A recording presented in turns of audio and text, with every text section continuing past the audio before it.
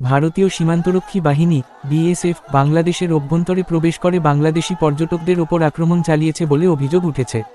এ ঘটনায় স্থানীয় জনগণের মধ্যে চরম উত্তেজনা সৃষ্টি হয় এবং তারা সংঘবদ্ধ হয়ে প্রতিরোধ গড়ে তোলে। প্রত্যক্ষদর্শীদের মতে, সীমান্তবর্তী এলাকায় কিছু বাংলাদেশি পর্যটক ঘুরতে গেলে বিএসএফ সদস্যরা বিনা উস্কানিতে তাদের লক্ষ্য করে হামলা চালায়। তারা পর্যটকদের মারধর করে এবং কয়েকজনকে টেনে হিঁচড়ে নিয়ে যাওয়ার চেষ্টা করে। এ সময় আতঙ্কিত পর্যটকরা চিৎকার শুরু করলে স্থানীয় বাসিন্দারা ছুটে আসেন। ঘটনাস্থলে উপস্থিত এক ব্যক্তি বলেন, আমরা দেখি বিএসএফ সদস্যরা আমাদের লোকজনের ওপর চড়াও হয়েছে। তখন আমরা প্রতিবাদ করি এবং তাদের প্রতিহত করতে বাধ্য হই। পরিস্থিতি উত্তপ্ত হয়ে উঠলে বিক্ষুব্ধ জনতা বিএসএফ সদস্যদের লক্ষ্য করে পাথর নিক্ষেপ করে এবং তাদের সীমান্তের ওপারে ঠেলে দেয়। এ ঘটনায় সীমান্তের উভয় পাশে উত্তেজনা বিরাজ করছে। স্থানীয় প্রশাসন ও বিজিবি, বাংলাদেশ বর্ডার গার্ড ঘটনাস্থলে পৌঁছে পরিস্থিতি নিয়ন্ত্রণের চেষ্টা চালায়।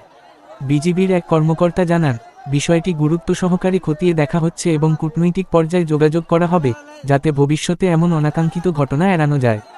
স্থানীয়দের দাবি, সীমান্তে বিএসএফের এমন আগ্রাসী আচরণ বন্ধ করতে সরকারের কঠোর ব্যবস্থা গ্রহণ করা উচিত। তারা আরও বলেন, বাংলাদেশিদের ওপর আক্রমণ করা হলে তার উপযুক্ত জবাব দিতে হবে। বর্তমানে ওই এলাকায় থমথমে পরিস্থিতি বিরাজ করছে, তবে বিজিবির টহল জোরদার করা হয়েছে যাতে নতুন করে কোনো অপ্রীতিকর ঘটনা না ঘটে।